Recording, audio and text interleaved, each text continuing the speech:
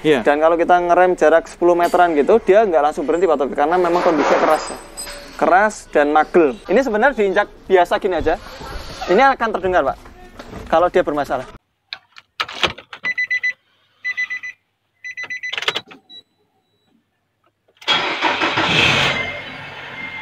Ya PR nggak terlalu banyak sih ya. Itu paling kita ngelepas mobil ini 75 juta rupiah. 75 juta rupiah? Murah tuh. Iya, karena tadi salah satu keunggulan yang saya lihat unik ya, yang menarik adalah yang saya catat Matic-nya kawan-kawan. Karena Matic-nya tadi Mas Ardi udah bilang itu sudah diganti dengan seal yang original, kemudian olinya juga baru. Alhamdulillah, baru 2 menit. 1, 2, 3, action. Assalamualaikum Mas Ardi. Waalaikumsalam warahmatullahi wabarakatuh Pak Taufik dan juga Sobat Avedia. Apa kabar Pak? Alhamdulillah Mas Ardi. Ada kejadian lucu tadi Pak? Iya.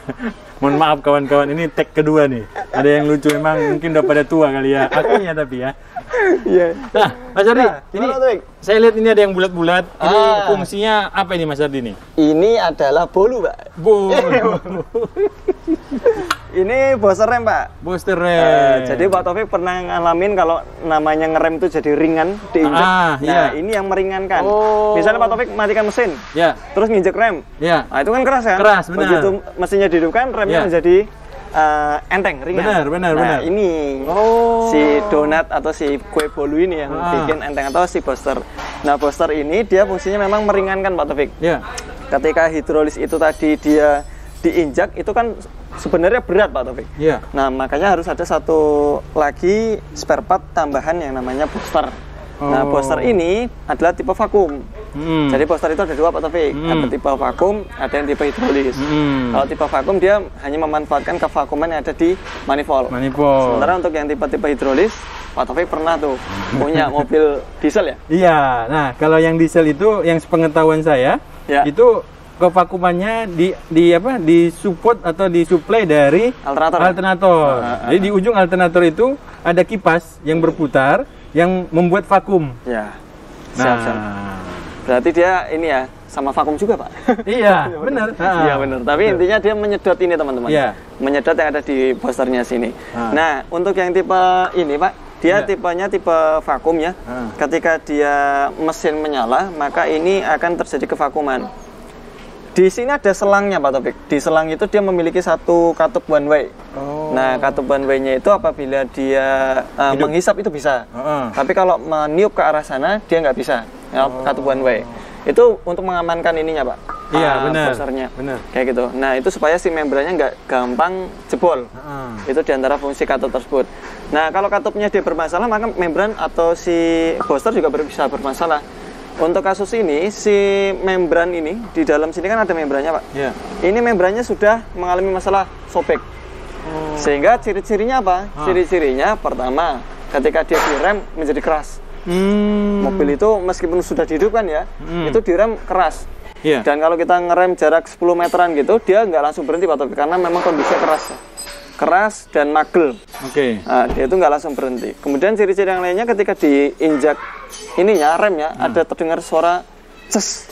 Nah itu adalah penyebabnya, karena di sana ada angin kevakuman yang masuk ke ini mesin, sementara si ini membrannya terjadi kebocoran sehingga angin palsu masuk ke mesin. Di efek yang lainnya adalah mesinnya ketika direm dia berbet Pak, turun. Oh gitu. Iya. Karena membrannya karena dia suplai angin. Vakum anginnya tadi dari mesin ya? Dari booster ini tadi masuk ke mesin. Oh iya benar. Sehingga nggak kebaca sama map sensor kan. Itu yang terjadi, mesinnya berbet turun ketika diinjak remnya. Itu adalah tanda-tanda di mana rem ini atau booster ini dia mengalami kerusakan. Tanda-tanda awalnya yang seperti apa Mas? Yang pertama kali pasti muncul bunyi Pak. Oh bunyi dulu? Bunyi dulu, cas. Jadi kalau teman-teman sekalian nih, misalnya sudah memiliki mobil ya di rumah ya, kemudian iseng-iseng aja coba starter mobilnya, kemudian diinjak remnya, kalau misalnya terdengar suara cas, maka itu adalah satu di antara kerusakan di membran. Mas bisa dipraktekkan nggak? Bisa Pak. Mumpung Mas Ardi ada kunci, kalau nggak ada kunci nggak bisa hidup. Nah ini gimana caranya? Ini kita bisa, ini sebenarnya diinjak biasa gini aja, ini akan terdengar Pak kalau dia bermasalah. Ini mesin belum hidup. Tapi kalau kita hanya seperti ini saja, maka kita menjadikan membran itu lebih cepat rusak. Karena dia bekerja ketika dia kevakuman mesin ya. Seperti yang tadi kita jelaskan ya. Ini coba kita starter. Nah, biasanya turun. Dia akan turun. Ini normal. Dia normal. Oke. Ini kalau diinjek ini, dia terdengar suara cas. Maka dia bermasalah di membrannya. Kayak gitu. Kalau untuk ini belum bermasalah. Oke, berarti ini tanda-tanda bahwa membrannya masih bagus. Membran masih bagus, ya. Dan dia diinjak ringan. Tadi kalau dia bunyi itu sudah berat? Belum tentu. Belum tentu. Nanti kalau sudah parah ininya, boosternya dia sudah sobek, pasti diinjak dia akan menjadi keras Pak Taufik. Dan ketika dia diinjak keras itu tadi, dia akan ngeremnya menjadi delay. Jadi direm sekarang nanti kalau butuh tekanan yang lebih, support yang lebih dari kaki, supaya dia bisa berhenti. Nah, seperti itu Pak Taufik. Nah, ini akan kita coba ke depan lagi. Baik. Wih, ada apa ini? Wah.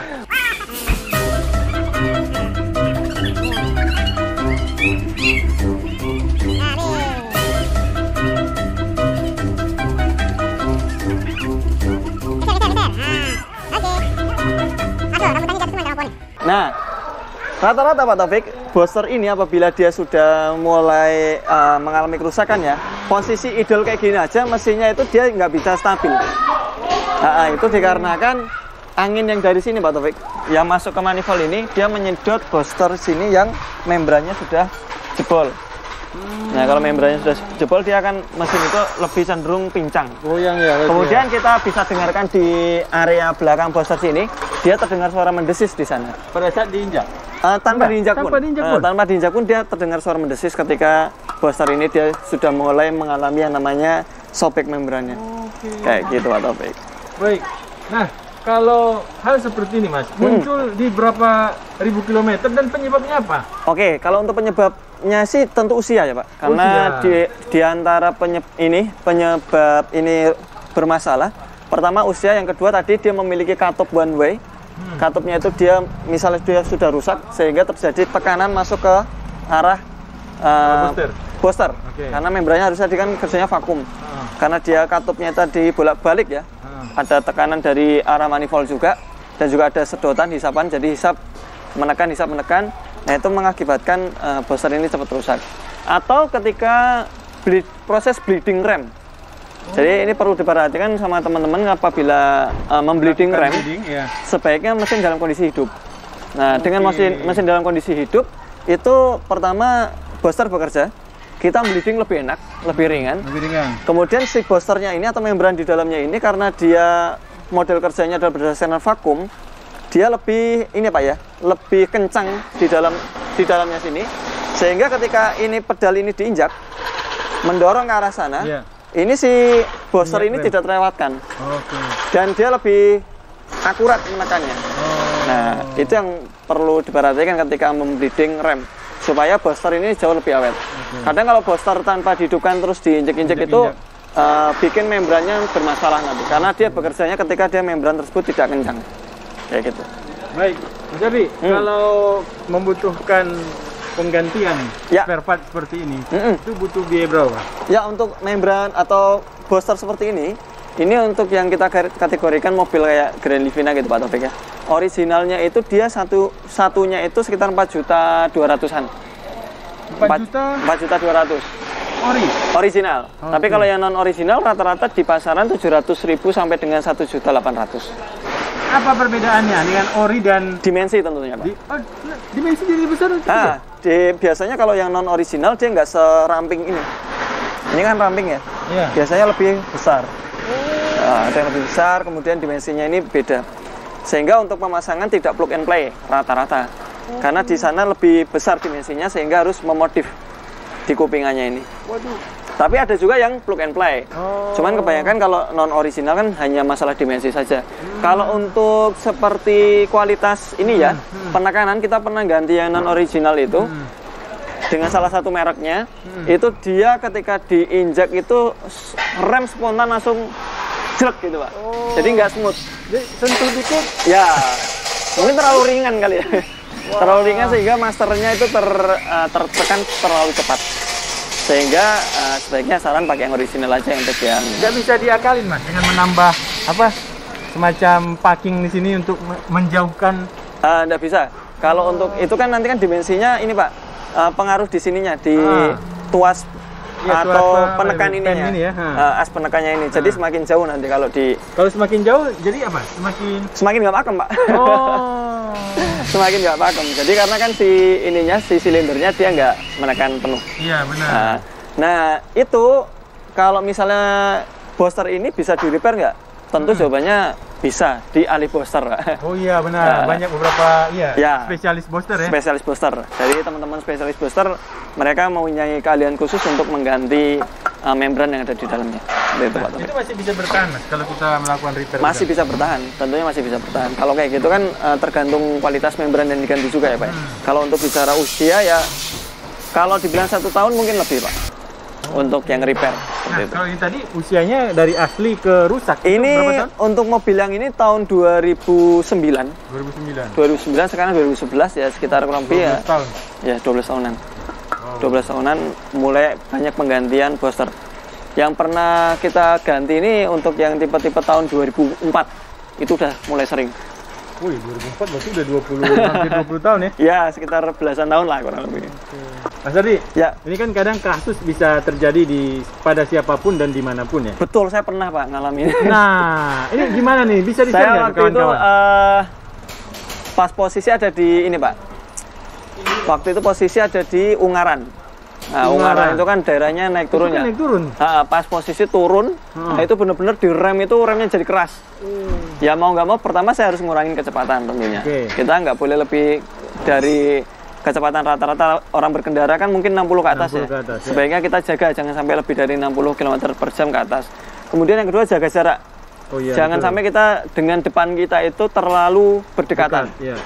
Kadang gini Pak Taufik, saya juga kesel juga sama pengguna jalan dulu. Walaupun kadang saya gitu. Jadi teman-teman kalau apabila kita sudah menjaga jarak aman dengan mobil di depannya, ya sebaiknya kalau memang itu cuma buat muat satu mobil, jangan nyalip diseselin. Kecuali ya akhirnya nanti kita nggak ada jarak, harus jaga jarak lagi seperti itu. Nah sebaiknya dihindarin hal-hal kayak gitu. Nah tujuannya apa nanti? Kalau ada yang darurat seperti ini Pak Taufik, booster remnya bermasalah, kita sudah jaga jarak dengan mobil di depan kita, yang terjadi malah dimasukin lagi sama mobil yang lain. Nah itu yang tiba-tiba ngerem mendadak, ya yang belakangnya nggak dapat. Nah kayak gitu, itu tips kedua. Nah ketika itu aku udah sampai Ungaran, udah jaga jarak ya memang terjadi hal-hal kayak gitu. Tapi alhamdulillahnya nggak sampai yang nubruk. Nah akhirnya hal tersebut saya mencari ini Pak Taufik. Kalau sudah kayak gitu harus nyari spare part. Waktu itu 2019 ya. Itu aku nggak dapat spare partnya. Akhirnya saya nyari spare part copotan. Dapatlah di Solo. Waktu itu memang kondisinya sudah malam dan mau nggak mau saya harus nyari spare partnya. Ya alhamdulillah yang tak kontak itu mau ngantar. Nggak mau ngantar Pak, tapi maunya diambil. Saya dengan kondisi mobil seperti malam-malam tanpa itu booster rem sehingga pengereman kan keras ya. Ya mau nggak mau jalannya malam. Alhamdulillah malam itu sepi. Pertama sepi. Kalau misalnya teman-teman mengalami kasus kayak gini, sekalipun harus jalan, diusahakan dalam kondisi jalan sepi. Tips yang lainnya. Nah itu kita sampai Solo itu dari Jogja ke Solo kurang lebih sekitar 1,5 jam tanpa booster rem. Jadi tapi alhamdulillah. Boosternya? Ya boosternya. Nah kayak gini berarti kan harus segera diganti Pak. Harus segera diganti, jangan sampai menunda-nunda. Ketika rem itu udah keras, diperhatikan di minyak remnya itu dia tidak berkurang, berarti yang rusak adalah ininya. Dan tadi ya tanda-tandanya diinjak ada suara ces-ces. Nah itu adalah booster remnya ini Pak. Oke, Mas Ari, terakhir apa perbedaan kerusakan yang disebabkan oleh booster dan selang? Oh ya, oke. Kalau untuk selang dia masih tetap empuk Pak. Jadi selang booster ini dia rusak, dia masih tetap empuk, tapi ada suara yang ces itu tadi. Makanya ketika ada suara ces itu tadi, kita cek dulu katup one way-nya. Jangan langsung ke sini. Jangan langsung ke sini. Jadi cek dulu katup one way-nya, dia katupnya itu kita bisa tiup. Dari salah satu arahnya itu ada yang buntu nggak? Kalau misalnya ada yang buntu berarti masih aman. Tapi kalau dari dua arah itu ditiup masih bisa, berarti katupnya itu dia bermasalah. Nah, katup itu coba diganti daripada nanti lama-lama merembet ke boosternya yang rusak. Kayak gitu Pak Taufik. Oke, baik. Terima kasih Mas Ardi. Kawan-kawan, kalau ingin mengecek boosternya masih sehat atau tidak, silahkan. Tadi Mas Ardi sudah buat tutorialnya. Terima kasih, terima kasih, Pak Taufik. Jangan lupa like, subscribe, dan juga share ke teman-teman. Assalamualaikum warahmatullahi wabarakatuh. Waalaikumsalam warahmatullahi wabarakatuh.